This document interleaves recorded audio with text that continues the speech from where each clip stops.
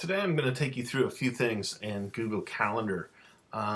First off, whenever I need to create an event, I can do it a couple of different ways.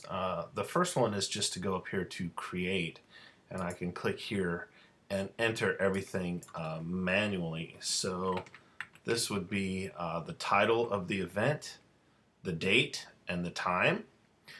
This would also be something that repeats, so it's just going to go from the 23rd to the 23rd.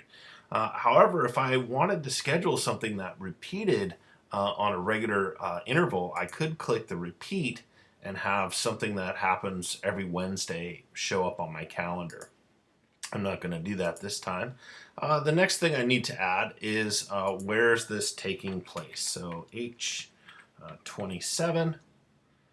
And then do I want to add anyone? If I add people, it's going to email them with the invitation that they've been invited to an event. The calendar is going to show up on my calendar, and I can add a description and attachments. So if I sent an invite to Aaron Anderson, I could give it a description, and he would also have access to those attachments.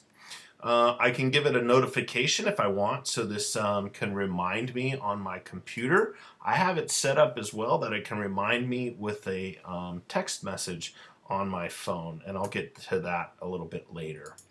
So I'll set it up with a email notification 10 minutes before. I'm not going to invite Aaron because I haven't told him I was going to invite him to anything, and we'll save. So on the 23rd, you should see it says sample right here. Now this is an orange calendar. If you look over here, my personal calendar is orange. If I have other calendars like my SVHS staff calendar, it's blue. If I turn off and just click, you'll see all I see is the orange calendar. If I want to see the district calendar, it's right there as well. If I'm looking for somebody's calendar, let's say you don't see your school calendar, you can search for it right here, and we'll see, here we go, here's Adele, and you can see that because I'm out of their domain, they have to email me. Let's see, let's go back. If I need to search for a calendar, I can just type here and look for somebody's calendar or a school calendar, and it'll show up here. I actually have my wife's calendar right here, so we know what each other's schedule is going on.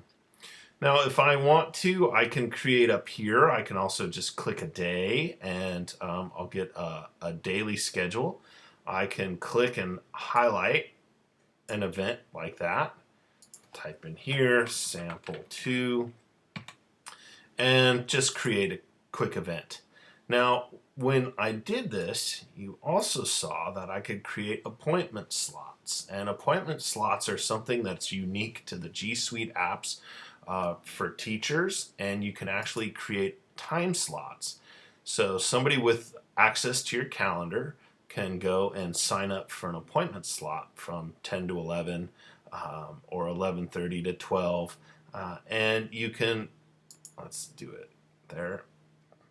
So when a student looks at this, they can just click here and sign up for an appointment slot.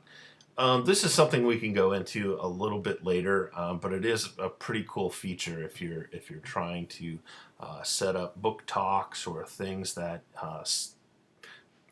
students need to go to A+ or an advisory for.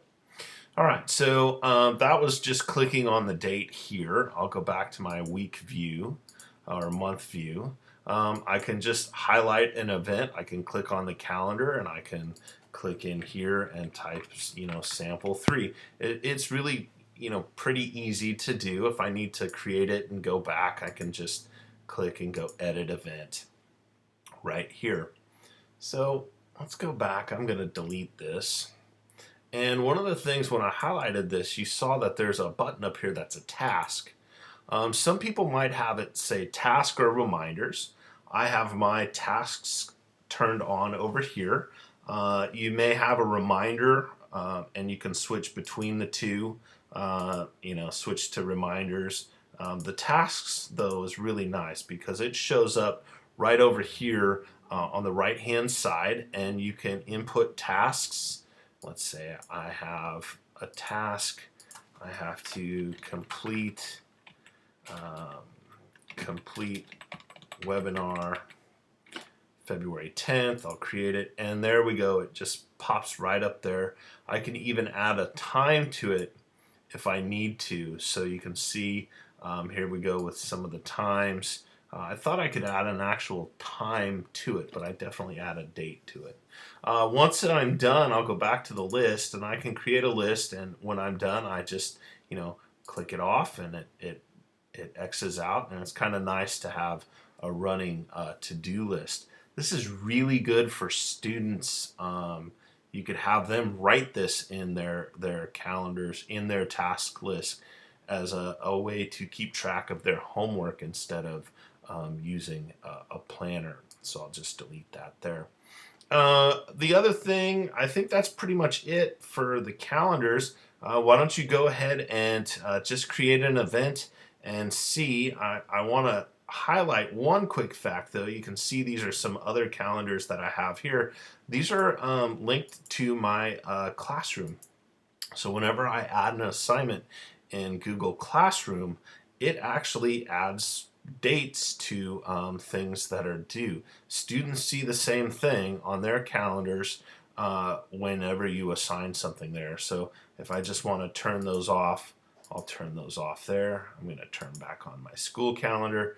If I need to change the colors of these, I can always go through here and just do a quick color change. I can't see that, so I'll keep it green. And there you go. There's a quick run through of calendars.